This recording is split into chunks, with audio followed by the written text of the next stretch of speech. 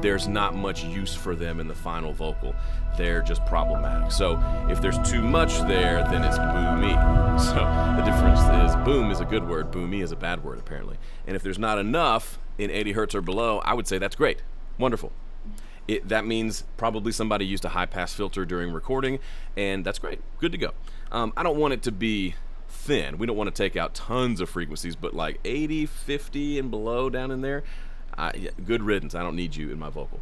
Low mid. So this is where a lot of your attention will be in the low mid area, because a lot of instruments have their fundamental frequencies down there. But I would say for the low mids, when it's right, it sounds nice and warm. The vocal has a warmth to it. If it's too much, however, the vocal can sound muddy, and if there's not enough, it can sound pretty thin. Okay, so when everything's good in the low mids, it's got a nice warmth to it. Not too much, not too little. When there's too much in the low mids, it has this kind of sort of a muddy sound that gives you a headache and interferes with all the other instruments in the track. And if you go too far and maybe try to correct the muddiness, it can sound thin, sometimes overly thin. And like we said, it's probably going to be thinner than you think it needs to be in the final mix, but there's obviously you can go too far and just make it completely wimpy, if that makes sense. All right, 300 to 1,000 hertz. This is where I would say a lot of fullness comes in. To me, when I think of 300 or like 500 hertz, I think of, for some reason, like the alto section of a choir.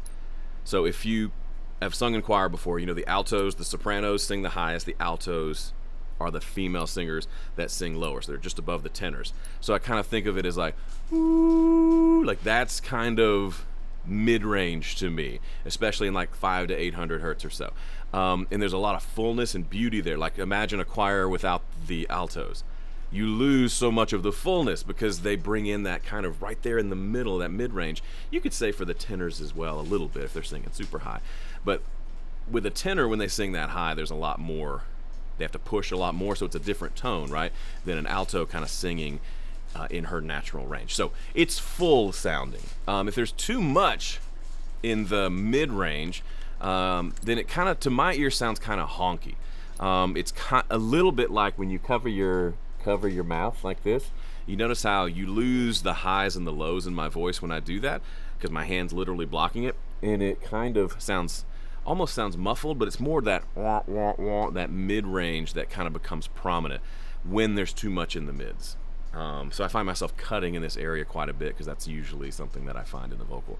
And then if there's not enough mid-range, it can sound what I would call hollow or maybe tubby, where it honestly sounds affected, like someone went in and scooped out all the mids. If you scoop it out too much, it starts to just sound kind of unnatural and hollow, like there's an emptiness to the vocal. All right, high mids. There's two words that came to mind when talking about the high mids: grit and clarity. So if I'm singing like a rock vocal and I'm like, that grittiness that's there, that sits up there in the high mid. Same with like the grit on electric guitars, things like that. That's the grittiness there. So that needs to cut through, especially in a rock mix. For something that's more ballad-like, perhaps the right answer is clarity. So a lot of the sibilant sounds, S's and T's, and a lot of the clarity of the vocal happens down in that high mid. You could argue the highs as well, but we're going to stick with that for here. Now, if there's too much of the high mid frequencies, the vocal sounds nasal. Another thing else in the mix. And if the vocal sounds muddy, the first thing I'll do is mute the vocal and see if I still hear the muddiness. If I do still hear the muddiness, then it's not the vocal.